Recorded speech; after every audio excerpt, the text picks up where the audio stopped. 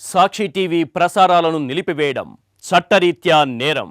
సాక్షి TV ప్రసారాల కోసం మీ స్థానిక cable ఆపరేటర్ను వెంటనే సంప్రదించండి.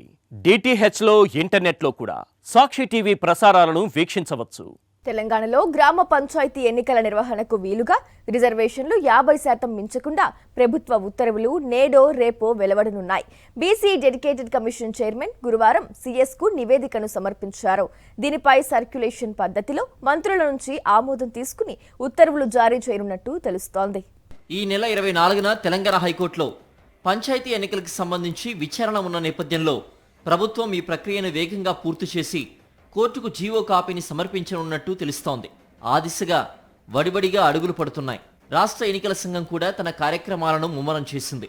ఎన్నికల సన్నద్ధతపై గురువారం సమీక్షించారు. ఓటరు జాబితా సవరణ షెడ్యూల్ను ఈసీ ఇప్పటికే విడుదల చేసింది.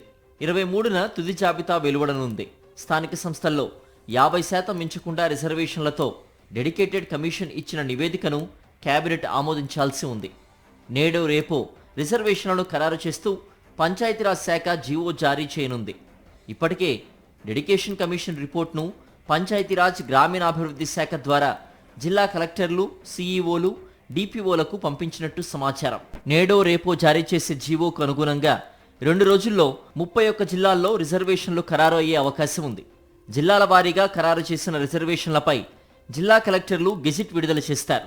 రిజర్వేషన్లు ఖరారు కాగానే 3 విడతల్లో నిర్వహించే ఎన్నికల తేదీపై తీసుకున్న నిర్ణయాన్ని ఎస్సీసీకి రాష్ట్ర ప్రభుత్వం పంచాయతీరాజ్ శాఖ అందజేయనుంది. ఇది అందుకున్న వెంటనే అంటే అదే రోజు లేదా ఒకరోజు వ్యవధితో గ్రామ పంచాయతీ ఎన్నికల షెడ్యూల్ జారీ అయ్యే అవకాశాలున్నాయని తెలుస్తోంది.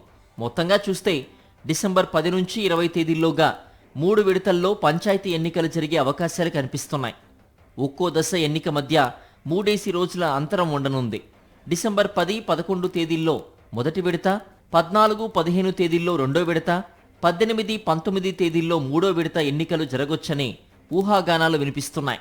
ఈ నెల 24న పంచాయతీ ఎన్నికల నిర్వహణకు సంబంధించిన ప్రభుత్వ పరంగా చేస్తున్న సన్నాహాలు, జీవో జారీ తదితర విషయాల్ని హైకోర్టుకు పీఆర్ఆర్డీ శాఖ తెలియజేయనుంది.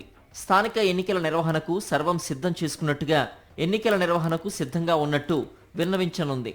జిల్లా కలెక్టర్లతో వీడియో కాన్ఫరెన్స్ నిర్వహించిన స్టేట్ ఎలక్షన్ కమిషన్ పకడ్బందీగా ఎన్నికల నిర్వహణ చేపట్టాలని కలెక్టర్లకు సూచించారు.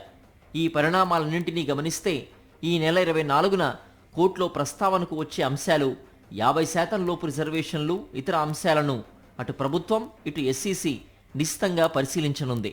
సాక్షి టీవీ ప్రసారాలను నిలిపివేయడం చట్టరీత్యా నేరం. సాక్షి టీవీ ప్రసారాల కోసం మీ స్థానిక కేబుల్ ఆపరేటర్ని వెంటనే సంప్రదించండి. డిటిహెచ్లో ఇంటర్నెట్లో కూడా సాక్షి టీవీ ప్రసారాలను వీక్షించవచ్చు.